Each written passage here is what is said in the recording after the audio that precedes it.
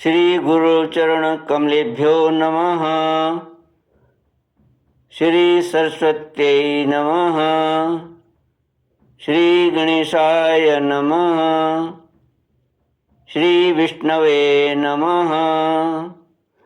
श्री कृष्ण गोविंद हरे मुरारे, हे नाथ नारायण वासुदेव। श्री कृष्ण गोविंद हरे मुरारे, हे नाथ नारायण वासुदेव।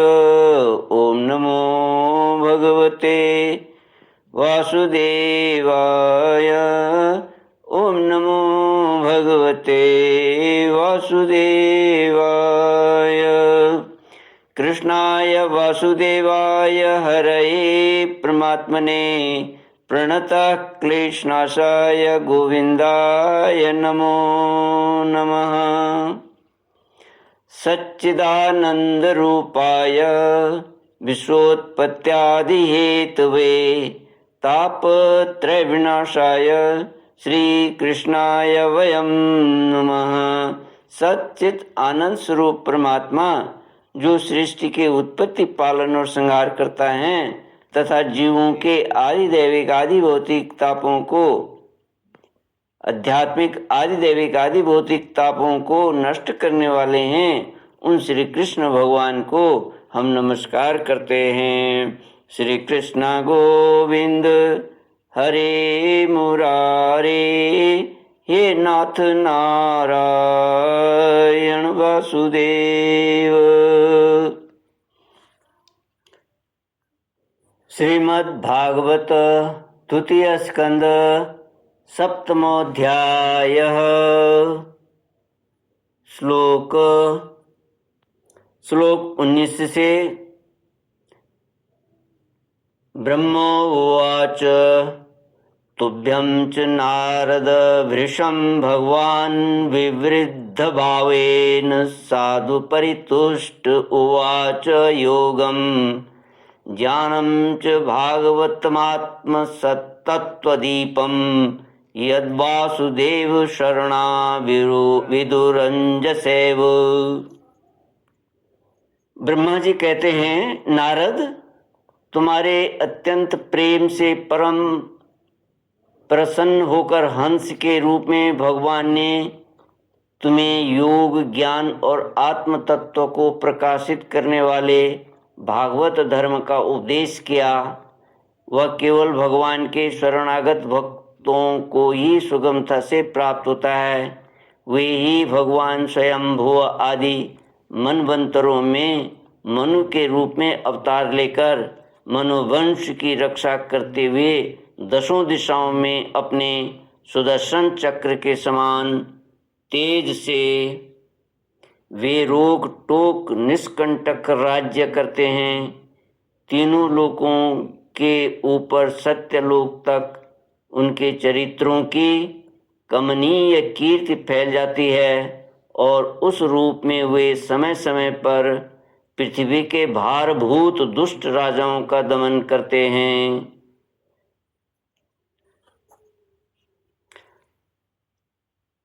स्वनाम धन्य भगवान धन्वंतरी अपने नाम से ही बड़े बड़े रोगियों के रोग तत्काल नष्ट कर देते हैं।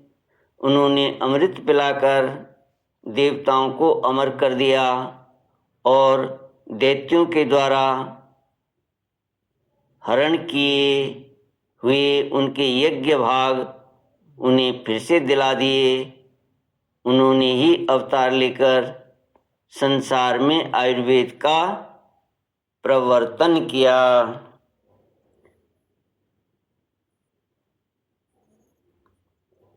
जब संसार में ब्राह्मण द्रोही, आर्य मर्यादा का उल्लंघन करने वाले नारकीय क्षत्रिय अपने नाश के लिए ही दैववश बढ़ जाते हैं और पृथ्वी के कांटे बन जाते हैं, तब भगवान महापराक्रमी परशुराम के रूप में अवतीर्ण होकर अपनी तीखी अपनी तीखी धार वाले फरसे से 21 बार उनका संहार करते हैं।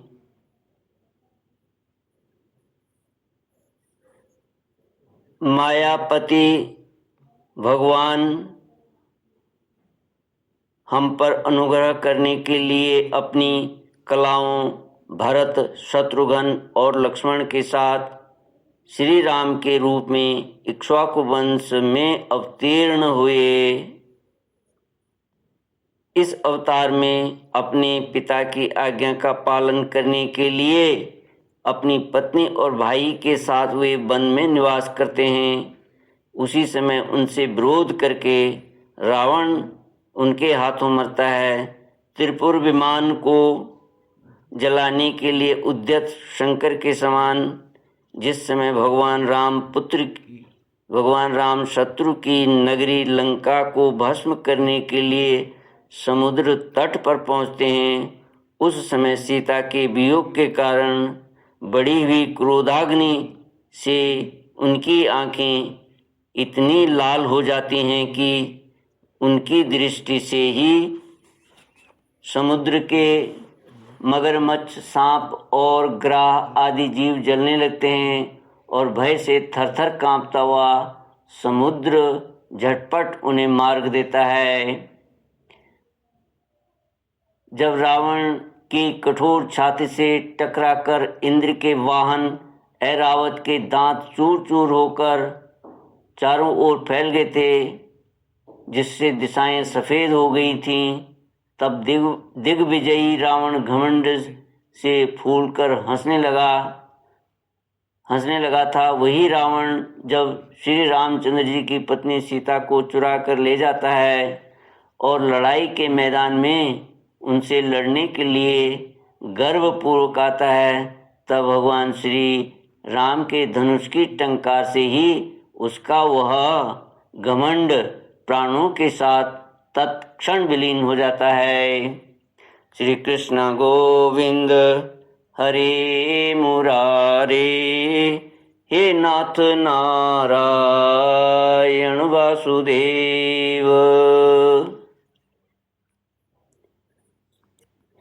जिस समय झुंड के झुंड दैत्य पृथ्वी को रौंद डालेंगे, उस समय उनका भार उतारने के लिए भगवान अपने सफ़ेद और काले केश से बलराम और श्री कृष्ण के रूप में अवतार ग्रहण करेंगे।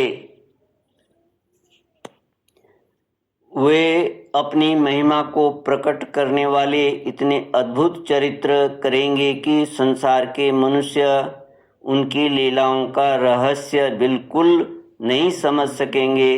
बचपन में ही पूतना के प्राण हर लेना, 3 महीने की अवस्था में पैर उछालकर बड़ा भारी छकड़ा उलट देना और घुटनों के बल चलते चलते आकाश को छूने वाले यमला अर्जुन वृक्षों के बीच में जाकर उन्हें उखाड़ डालना, ये सब ऐसे कर्म हैं जिन्हें भगवान के सिवा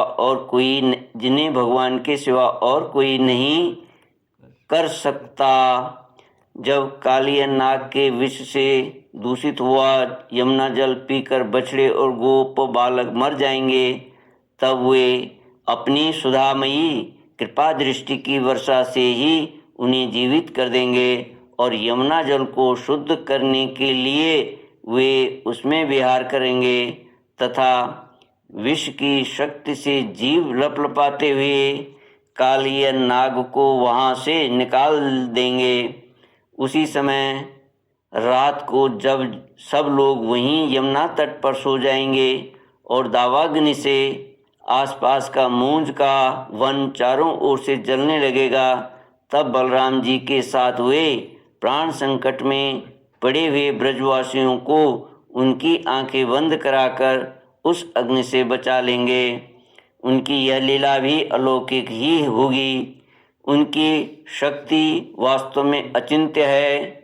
उनकी माता उन्हें बांधने के लिए जो रस्सी लाएंगी वही उनके उदर में पूरी नहीं पड़ेगी, 2 अंगुल छोटी ही रह जाएंगी, तब जम्बाई लेते समय श्री कृष्ण के मुख में 14 भुवन देखकर पहले तो यशोदा भयभीत हो जाएंगी, परंतु फिर वे संभल जाएंगी। वे नंद बाबा को अजगर के भय से और वरुण के पास से छुड़ाएंगे।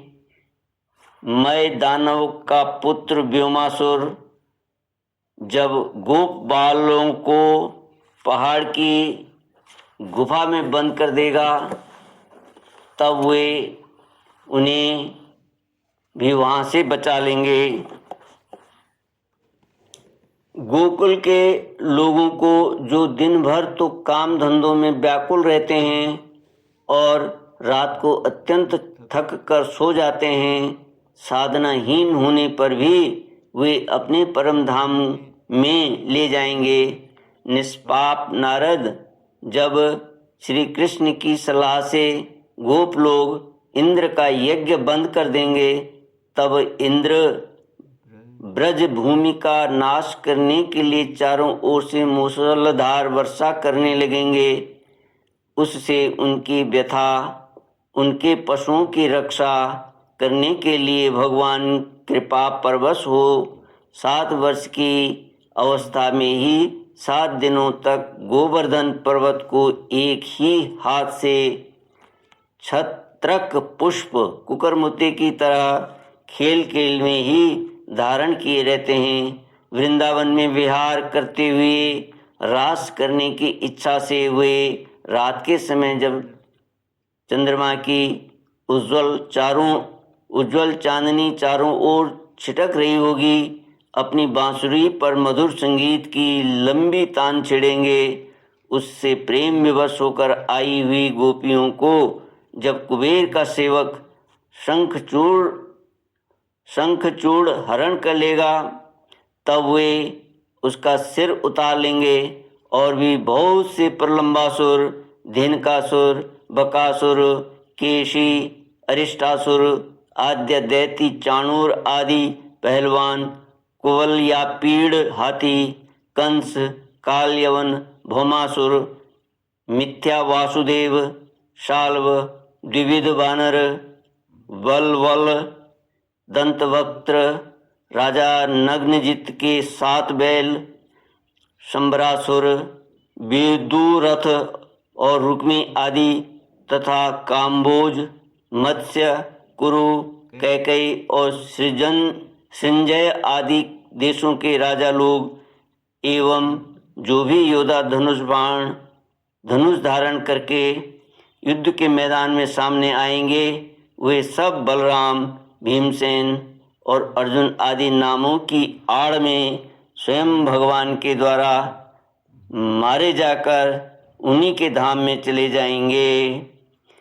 समय के फेर से लोगों की समझ कम हो जाती है, आयु भी कम होने लगती है। उस समय जब भगवान देखते हैं कि अब ये लोग मेरे तत्व को बतलाने वाली वेद वाणी को समझने में असमर्थ होते जा रहे हैं, तब प्रत्येक कल्प में सत्यवती के गर्भ से व्यास के रूप में प्रकट होकर वे वेद रूपी वृक्ष का विभिन्न शाखाओं के रूप में विभाजन कर देते हैं। श्री कृष्ण गोविंद हरि मुरारी, हे नाथ नारायण वासुदेव। ओम पूर्णमद पूर्णमिदं पूर्णात् पूर्णमुदच्यते पूर्णस्य पूर्णमादाय पूर्णमेवावशिष्यते। ओम शांति शांति शांति। हरि ओम। श्री गुरुभ्यो नमः। हरि ओम।